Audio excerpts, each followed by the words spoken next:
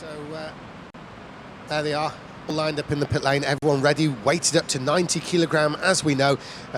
Huge quality basically, it's absolutely down to the driver talent. And in that lineup there, of course, we are looking for where Ruben Boutens is. Now, Ruben Boutens is fourth from last there, so I can imagine he's going to be given a pretty big gap there till he actually, till we see him heading out. Have a look at this, they're still just waiting for the final go-ahead. All the engines are running. All right, they're being sent out now, so cross the line. Now, the first one out to qualify down there is Adrian Suzuki. He's the one that obviously we thought was the next choice beyond Ruben Boutens for a result here. There's Ruben Boutens, the double world champion and defending British champion. Marcel Hollink there in the number 15. That was Greg Smith just going out of view. But Adrian Suzuki, this can be very interesting to see what he does. We're anticipating a Ruben Boutens' pole position, but Suzuki, if he's second place, that does kind of set the tone for what we're thinking the result could be from this. Oh, is that an incident on the... Yes, someone in the wall. Someone parked up on the side there. Goodness knows what all that was about. Christopher Powell in the wall. I'm not sure entirely what happened there. He's a long way away from the corner. Don't know if the missing zone forgot we're on a different layout, something like that. I'm not sure, but he's away again. And qualifying will continue. Well, on the face of it, you'd have to assume that given that before now he comes steaming around there down the straight, he actually didn't realise where he's supposed to go. Of course, this is a ride they haven't seen it. They've not practiced it. It's going to be all new, and mix up that result a little bit, as if we need that. We've got a pretty mixed up result as it is. But here comes Suzuki back to finish his qualifying lap. Now, this is the benchmark. So, Suzuki there is on pole. Callum Conway second. Obviously, we wait for Ruben Boutens, but it's still Suzuki there. Still Ruben up there. Yeah, Ruben's looking good round the last corner. We're going to find out any second now whether he's done enough. And he goes into provisional pole by 0.6 of a second. That is a huge margin from what we've seen. Quite a bit of Hollink, Marcel Hollink into second place from Suzuki. Mitch Powell comes through to 8th. So it's Ruben Boutens leading from Marcel Hollink, Adrian Suzuki, Lucas Sullivan, Callum Conway, Adam Preston, Phil Pryor, Mitch Powell and Christopher Powell, and Greg Smith rounds out the tail there. So that's on the revised layout. It's quite a little bit windy, a bit more hairpin involved, so it suits the driver who can get the thing turned in better. Here comes Ruben Boutens on screen. There's Marcel Hollink. They've been lined up in order now, which they're going to make the start. Ruben Boutens, we can assume, is going to check out. It wouldn't be to think that he can pull out enough of a lead to be able to maintain that lead at his pit stop. I would expect in this situation a very late stop by the current champion. Yeah, absolutely, and that is a statement by Ruben Boutens as much as anything. It wasn't just important that he got pole there, it was important that he did it by a long way, and he did. So back in contention, back at the top of the order where he belongs. Absolutely, and there he is, former double world champion, Ruben Boutens from Holland. He's 6 times winner of this whole event, the British Rental Kart Championship, 6 times consecutively. He's shooting for 7 titles this weekend. Those who weren't here earlier on, Ruben Boutens was beaten down to 3rd place in the race. Selina Belnegger and I've forgotten it, Mats de Jong, that was it. Pushed him down there, but he's taking the start now from 1st place, Marcel Hollink. Now, Marcel Hollink is looking good for a lot of points out of this one. Whether or not he beats Ruben Boutens is a bit of a moot point, but certainly he and Suzuki are going to consider that they are the ones who are in the fight for second. Now, there's Lucas Sullivan. Lucas Sullivan is in 4th place, and he's managed to stay with the Polish driver, Suzuki. This is the revised layout, so a slightly different view from what we've had before, but still we've got this long back stretch. There's Ruben Boutens, there's Marcel Hollink, there's Adrian Suzuki, and behind that Lucas Sullivan. As the field stream through, we've got still Greg Smith showing up in the rear, but we expect him to try to move forward in the 19. Yeah, absolutely. He's doing a very good job there, Ruben, as well, pulling away. What's very interesting about this layout is normally the overtaking spot on this circuit is after the back straight into that left hairpin, whereas now it's changed. You don't corner, which changes the dynamics of how the drivers approach this. Really, the main passes we're going to see are going to be into the hairpin where the snail was, and probably into the stops as well. Well, absolutely, and of course our good old favourite, the corner at the end of the back straight. We've seen a lot of action, including today with Ruben Boutens. His pass on Selina Belnegger earlier on, which he was able to come back on him when he ran wide, have been a good example.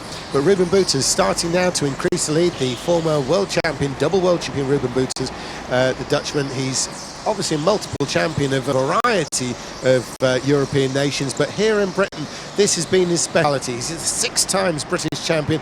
He's shooting for 7 this weekend. Arguably, this is going to be his toughest year. You've had to tackle him before, Jamie. It's not an easy proposition. I mean, I've had to try and tackle him. I'd say I've been in the same race as him, but I've certainly struggled to be in contention with him. Oh, Kyle, we've got a pit visitor. Yep, Callum Conway has come in the pits early and pitted out of that middle battle. He was right in the midfield. See if that works out well for him.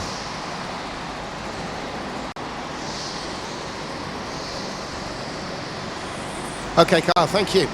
So, yes, we had, I think it was Callum Conway in the pits there, and so Callum Conway in the pits. That promotes Greg Smith, amongst others, and already someone there looking over the shoulder on the camera there, looking right into the camera. It's Ruben Boutons, who, as we know, is building into a bit of a lead. Marcel Hollink and Adrian Sajewski are fairly close to each other, and Lucas Sullivan is managing to stay them, which is fantastic. I mean, he was in 2016, the TKM Festival Cup winner. Of course, that is a 2-stroke kart and it is an outdoor series. So, all right, it's a kart, but it's a much different series to this one.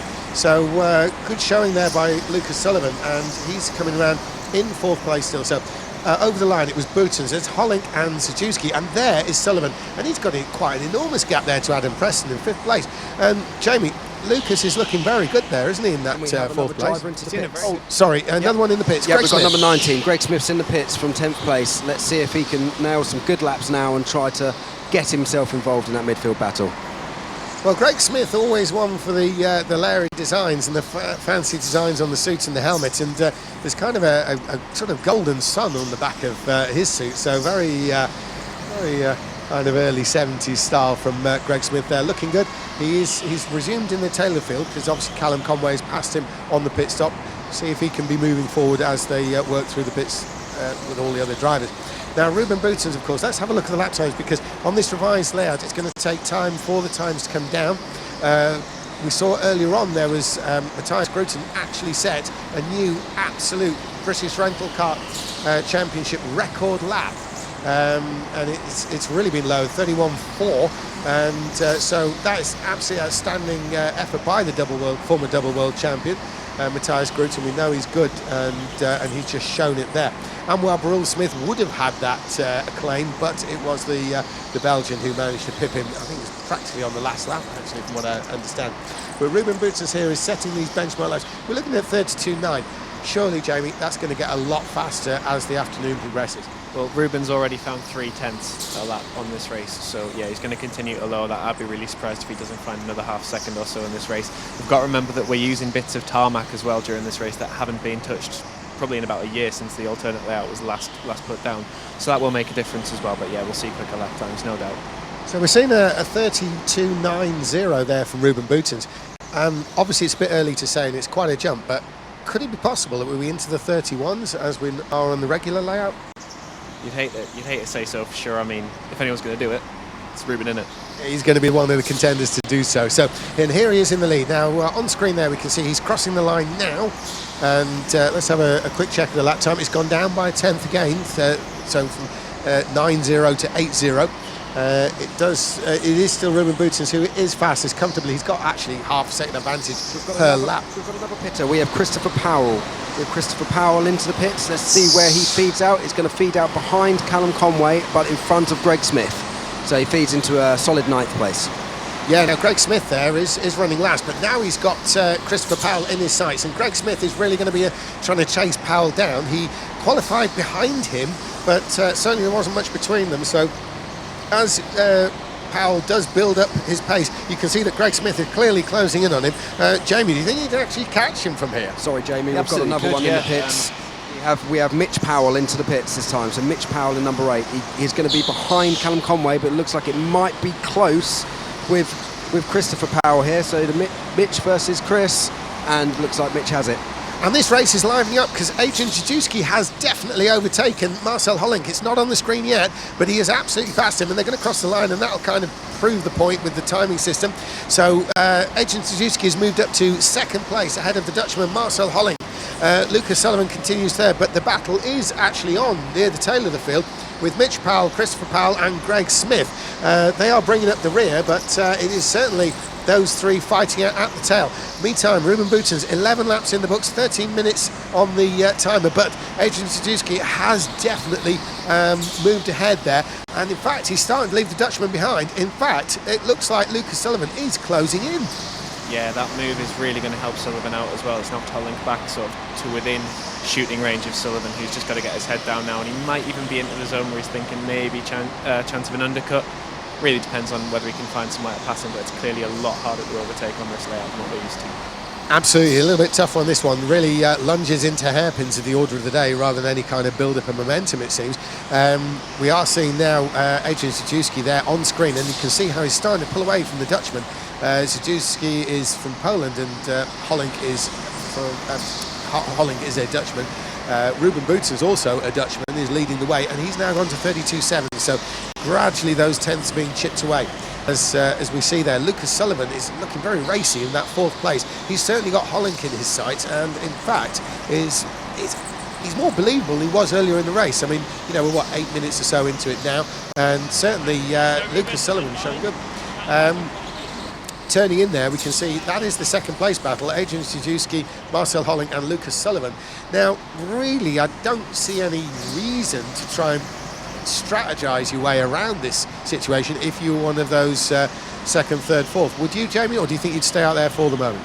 Sullivan will be considering it. I think he still needs a lap or two to close in a little bit on Hollink. Certainly doesn't make any sense for him to stop just yet. Sadowski, again, now can basically just run till the end. There's no reason. No, he's not going to catch Ruben. He seems to have everyone behind him covered as well. So really, Sullivan is the one who'll be looking at his options. I think everybody, including those on the track, with the best will in the world, will have seen that if their name isn't Ruben Boutens, they will have been considering second place in this. There's not any name in that group that you would really consider as a challenger to the great Dutchman. As a result, Adrian Sadowski is effectively getting the best result he could possibly hope for, which, to be fair, is actually a little bit higher than what he did in the first one. So second place can be very good. It's a whole ton of points, and if he has ambitions of making the semi-final, this is exactly how it go about it. Second place in this to Ruben Boutens is certainly no mean feat. Meantime, though, Hollink and the quite incredible Sullivan, who we've not seen before, Lucas Sullivan is really showing great form. Now, they're all, you know, if Ruben Boutens hit it and came back out, he would be fourth. In fact, I think on the next lap he's going to start making enough inroads into everybody in the race that he may well be able to get away with a pit stop and come out still in the lead. We're looking at Lucas Sullivan there. Look at him go. He's really hanging on the back of the Dutchman Hollink.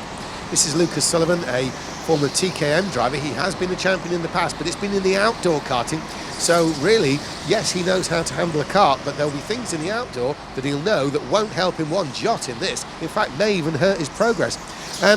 Going down to Carl Power in the pits. Carl, it's been a long time since we've seen anyone in the pits, but Ruben Boutens getting almightily close to being able to make a pit stop and resume in the lead.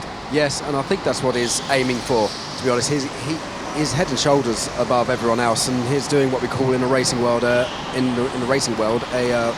run and hide. So he's just going to run at the front and try to pit and still come out in a clear second. I think we've seen him do that before. He's cleared some back markers, which the back marker battle incidentally is looking extremely fruity now between Greg Smith and the Powells. But yeah, Ruben Boutens, he's just going to, he'll stay out as long as he possibly can unless he comes up on a big gaggle of back markers. So he's well and truly gone at the front. The interesting battle is looking between Sadowski and Hollink, and see if Hollink can get back on terms with him. Absolutely, Carl. And talking of that battle at the back, really, it's the one on form at the moment is Greg Smith. Yep. Greg Smith is the one making the moves. He was actually running last, if you remember, to begin with. He's moved up ahead of Christopher Powell, and he's really challenging Mitch Powell as they cross the line there. They've come past you, and they're being caught by the second place driver. They've already gone a lap down to the absolutely flying Ruben Boutens, but they've been caught by Adrian Sadowski. Now, it's still a little bit more serious because Sadowski comes with Hollink and Sullivan.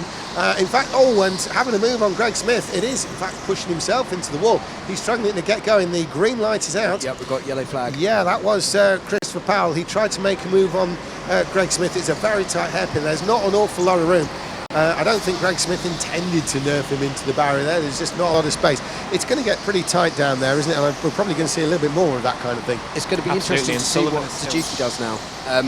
If he comes up onto his back markers, does he dive into the pits, or does he wait for the blue flags, because if he catches him at the wrong part of the circuit, he can potentially lose a lot of time to Hollink. So Sajewski might be thinking about diving into the pits here.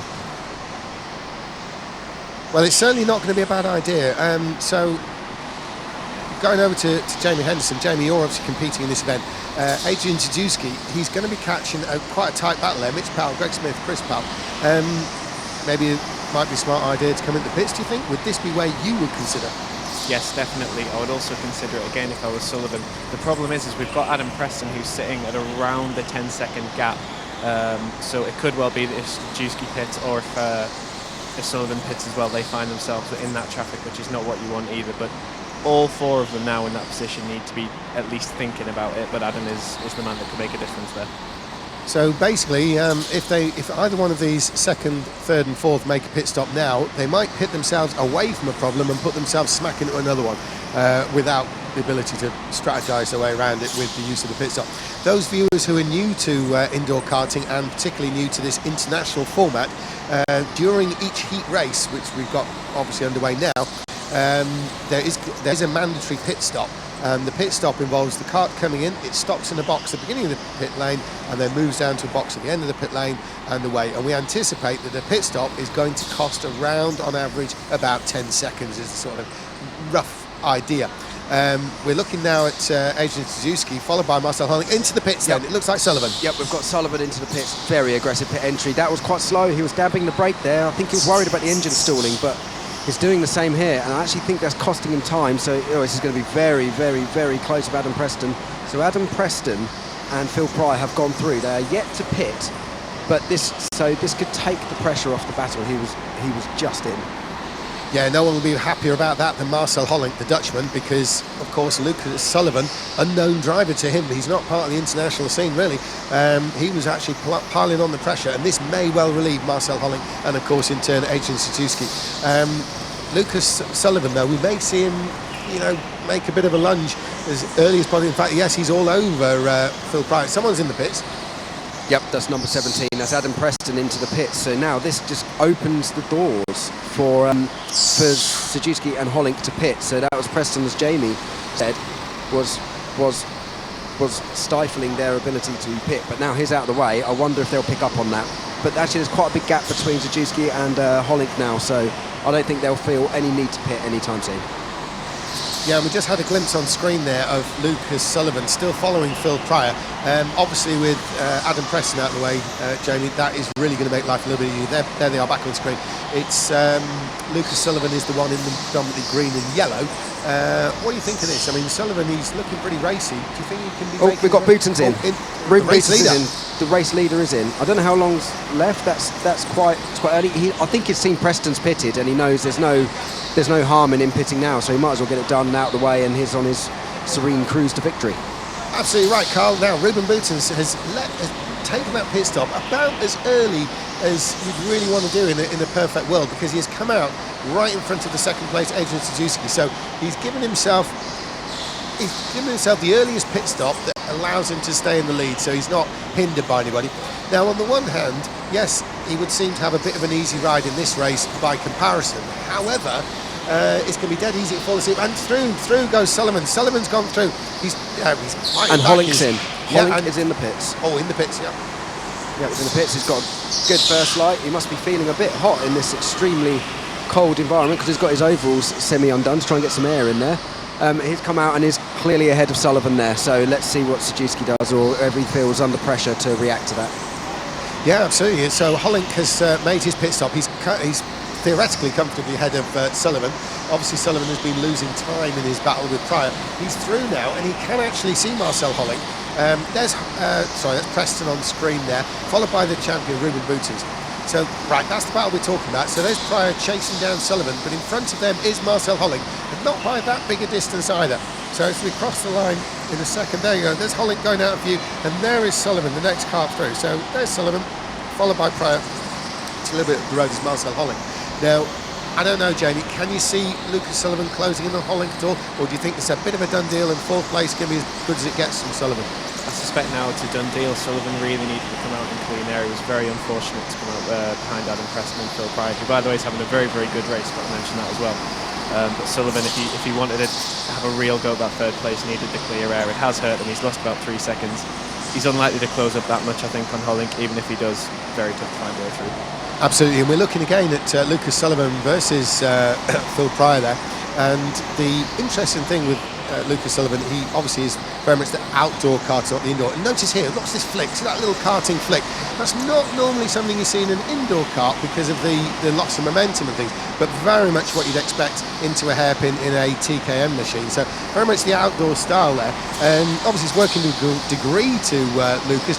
I suppose if he made an effort to switch to a slightly smoother indoor style, he will probably go slower before he went quicker, so now isn't the time to be practicing that kind of thing. As you can see, he's really working the wheel there compared to what we see from the likes of Ruben Bouters, for instance. He's much more of a very gradual style. So that karting flick, real case in point. Yeah, absolutely spot on. I mean, it is clearly working for him. Let's not forget he is the third quickest kart out there at the moment, and fourth on track, so it's not exactly not getting results for him. And you're correct, there will be a time and a place to maybe scrub up a bit on the indoor skills, but it's not during the competition. Absolutely, he's not going to get any better for changing now, is he? In fact, in the pits comes Phil Pryor. Yep, so we've got Phil Pryor into the pits now in the 21. It's a nice steady first stop. I'm just having to look up the track. Ruben Boutens is going to come round to lap him, so Phil Pryor comes out. He's going to come out right into the path of Ruben Boutens, and he sees him and backs off. Yep, good lad. Yeah, Phil Pryor there just backs off for a moment coming out of the pits. He lets the former world champion through, and there, of course, Lucas Sullivan has now been freed from his Phil Pryor concern. And Lucas Sullivan, maybe he'll be in very soon as well. There's only 2 minutes to go. They're going to be readying the checker flag soon for, of course, world champion Ruben Boutens, who's really dominated this race. Now, although we said I've just said he's really dominated this race, although we've said, you know, he's an ace, the world champion, whatever, he's only 3 seconds ahead of Adrian Sajewski. However, am I right? We've got Sajewski's in the pits. Yep. That was one of the last opportunities he had to pit, and has done it. So let's see where he comes out. I think, yeah, he's comfortably ahead of Hollink. So the top 3 are set in stone, pretty much. Absolutely, and Adrian Sajewski has maintained a position actually even further ahead than Marcel Hollink than he had before. He's now 5 seconds up the road, so it's pretty stagnant amongst the front runners.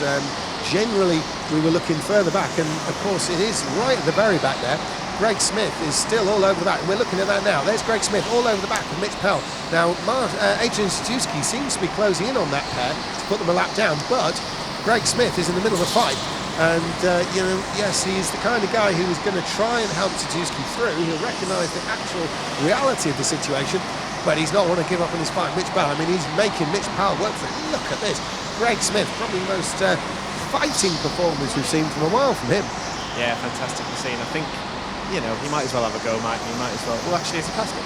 Oh, fantastic. Not only has Greg Smith gone through over Mitch Powell, but Adrian Sajewski has actually passed Powell to put him a lap down. Now, certainly he's going to move his way through past Greg Smith fairly soon. I think Greg will realise, well, look, I've got my position. There's no one in front that I'm really chasing down. There's only 20 seconds to go. That checker's going to be out in a second. And he may well let the other guy through. Yes, he has. So Greg Smith has seen the situation. Now look at this on screen now, Ruben Bouters. Look at the superlative style of the former world champion. He's coming through, he's going to take the win. There he is, he's got it in the bag. Oh, sorry, is that 1 to go still? 1 to go, they've got 1 more lap to go. So Ruben Bouters is on his final lap, he's done to time. And here he is, he's the double world champion. This is the style of the 6 times British champion. Although he's from Holland and lives there, he races across all of Europe, all these national championships. He has taken each one of the BRKC events here since it moved to this track permanently in 2014. Each time, though, different opposition. Here he is, they're getting ready with a checker flag. It's going to be world champion Ruben Boutens who takes the win, 6 times British champion, and that's a huge ton of points towards his 2020 title as far as he's concerned. And the karts are coming through now as they continue on. There's Sajewski, he's taking his 2nd place. That's Sajewski in 2nd, and Marcel Hollink just there in 3rd, so he'll be pleased with that one. There is this coming through now, and there's Lucas Sullivan as well in 4th place. A great showing there by Lucas Sullivan. Callum Conway came through in 5th. Phil Pryor's in 6th in the end. Conway managed to get between those two. Adam Preston, and then Greg Smith. Greg Smith moved up to 8th place. Of course, remember, he was running 10th last to begin with from the 2 Powells, Mitch versus Christopher. Kyle, we're going over to you in the pit lane now, and a pretty supreme win there by the former world champ and reigning British champ Ruben Boutons. Yep, that was a supreme performance of what we've come to expect from recent years. I've just waved my mic at Zajewski. I'm going to grab Greg Smith actually, because he doesn't have to weigh. I'm just going to see. Yep, I'm just going to get Marcel Hollink as well. So I think I'm going to try and grab Ruben Boutons, Marcel Hollink, and Greg Smith. But I'll grab the top two once they have weighed. And yep, I'm just going to get Greg. Come on. Yep. Yep. Much better. So Smith is just going to drop his lead off, and hopefully he comes back for an interview. Hollink has agreed. Zajewski doesn't want to have an interview, which is fair enough. It's not obligatory, so you have to. So Greg, if he gets his helmet off.